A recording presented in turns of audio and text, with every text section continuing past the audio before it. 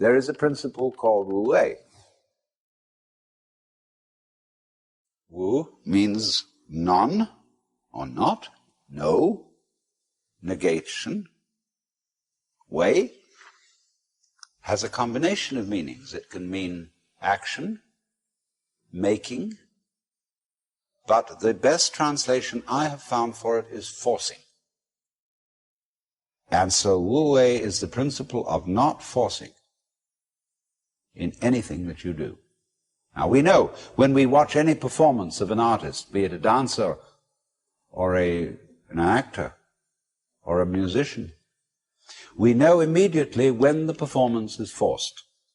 And we say it doesn't ring true, it's too artificial, it doesn't seem to be natural. Many people who study the Taoist doctrines think that wu wei means do nothing, in the sense of laissez-faire, be lazy, always be passive. It doesn't mean that. There is a time for action. When you study judo, you use muscle only at the right moment. When your opponent is hopelessly overextended and off balance, and you add a little muscle to it and you throw him across the room. But only then. You never use muscle at the wrong moment. For as Shakespeare knew perfectly well, there is a tide in the affairs of men which, taken at its flood, leads on to fortune. And so wu wei is based on knowledge of the tide, the drift of things. Get with it. Wu wei is the art of sailing rather than the art of rowing.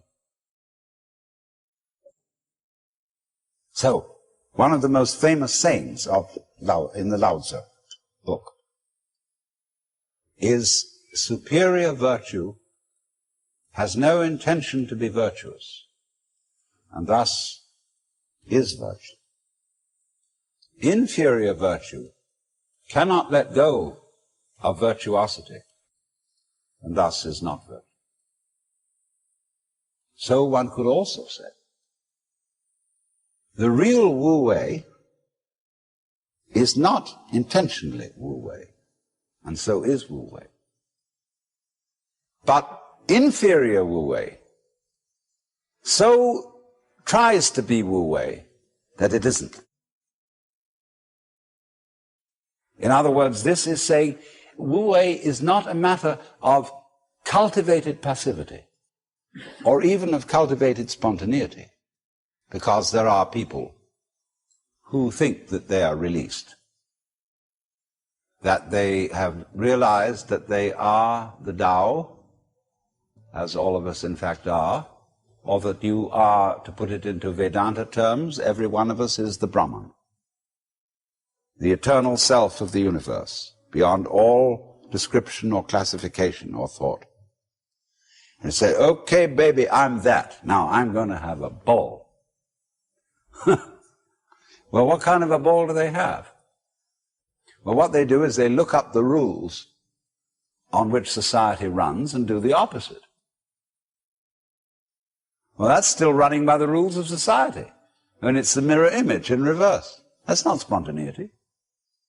You have to be able to realize that you don't know what you really want to do until you are very quiet. And it tells you. See, we are in heaven now because the earth is a spaceship and heaven is space. What is called in Chinese gung, Japanese gu, the void. That's what is important. Most of us don't know this. Space. It comes down to space always.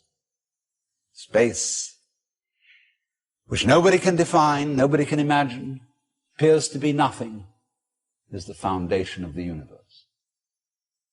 But you have to become again as a child to see that. Now you go back to your childhood. What were the fascinating things? What's out there? What's beyond the stars? How long does it go on? And Mama said, It goes on always and always and always. The child wonders. He's excited.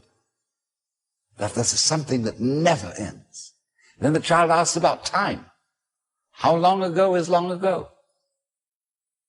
Well, the Bible says that in the beginning God created the heaven and the earth. Well, what did God do before he did that?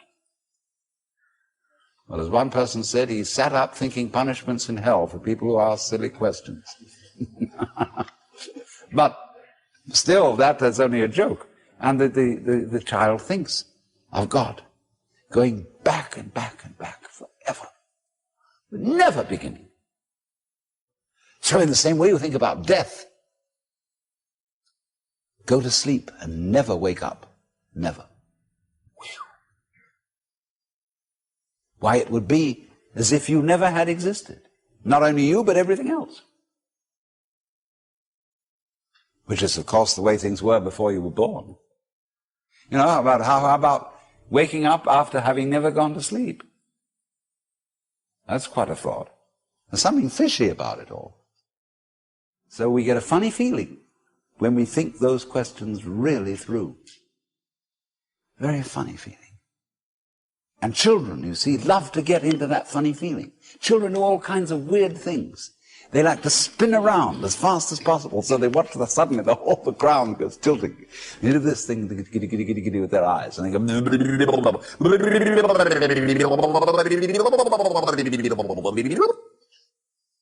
and they make faces and test out their bodies in all sorts of funny ways. Because they know from the beginning that the world is weird.